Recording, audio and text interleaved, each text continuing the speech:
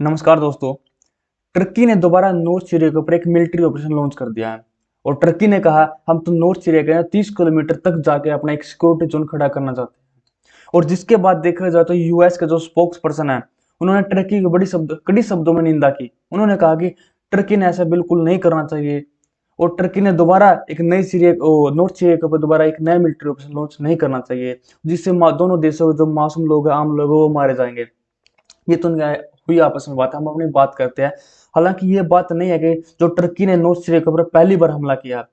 2016 से लेकर अभी तक 3 बार ऐसे जो तुर्की इसके ऊपर हमला कर चुका है, 2016 के अंदर, 2018 के अंदर, 2019 के अंदर। और आखिर तुर्की चाहता क्या है? तुर्की नॉर्थ सीरिया के अंदर जितने भी कुर्दिश फाइटर हैं उनको पूरी तरह से खत्म करना चाहता है, उनको पूरी तरह से मिटाना चाहता है। बात करें कुर्दिश कौन है, कहाँ रहते हैं। देखो, कुर्दिश एक जातीय समूह है जो कि मोस्टली पहाड़ों के अंदर रहता है और 5 ऐसी कंट्रियां जिनके अंदर सबसे ज्यादा जो कुर्दिश लोग हैं वो यहाँ पे रहते हैं। ऐसी कौन कौन सी कंट्रियां हैं?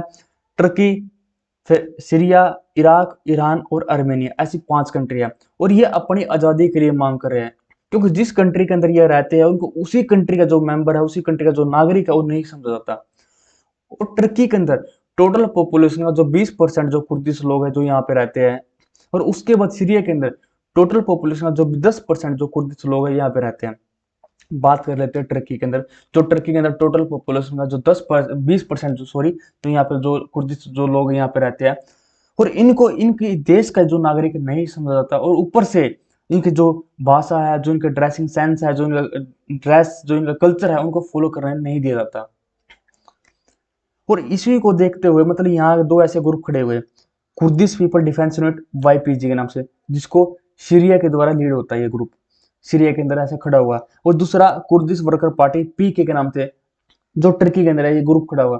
और धीरे धीरे इन्होंने तुर्की अपने देश के खिलाफ मतलब हमला करना शुरू कर दिया, तुर्की के अंदर हमला करना शुरू कर दिया, जिससे मासूम लोग, एक आम लोग, वो मारे गए, उनके ऊपर अत्याचार हुआ।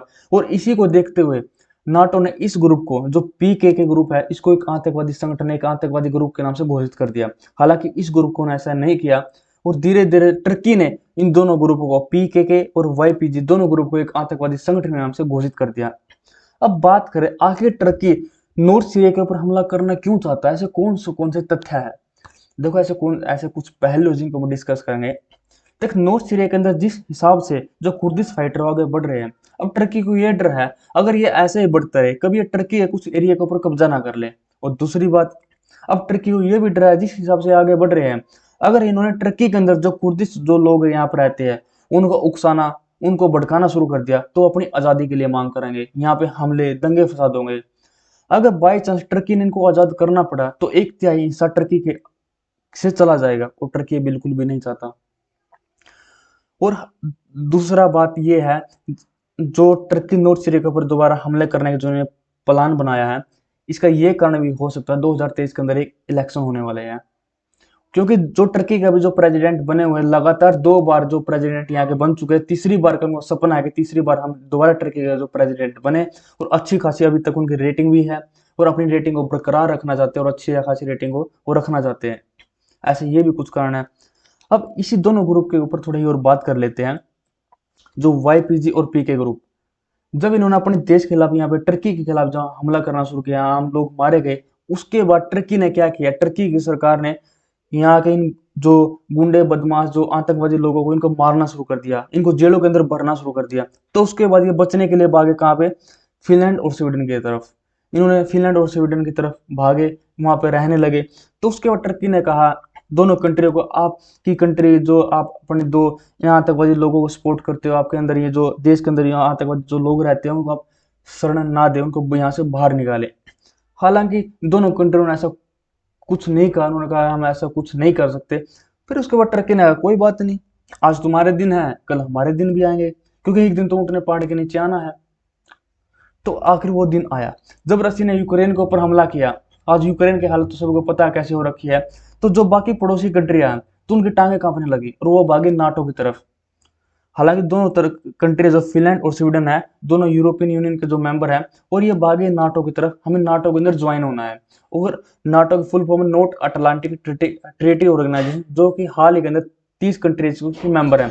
और नाटो का एक रूल है, अगर कोई भी कंट्री नाटो का मेंबर बनना चाहती है और बाकी जो अभी 30 जो मेंबर बने हुए हैं इन सभी को इसके लिए सहमति और इनकी हाँ करनी पड़ेगी। अगर ये तीसों कंट्री अगर अपनी सहमति जताती है कि हाँ तीसों कंट्री राजी है कि ये नाटो का मेंबर बन सकती है, तभी वो कंट्री नाटो का मेंबर बन सकती है। और इसी चीज का फायदा उठाया टर्की ने, और टर्की ने कहा हम तो खुश नहीं है कि जो फिनलैंड और स्वीडन हम नहीं चाहते कि दोनों कंट्री नाटो का मेंबर बने, क्योंकि ये तो आतंकवादी को सपोर्ट करते हैं। और हाल ही में उसने कहा ये तो स्वीडन तो 376 मिलियन की जो 2023 के अंदर जो कुर्दिश लोगों को सपोर्ट करने वाला है, जो उनको military equipment, anti tank weapons, drones देने वाला है।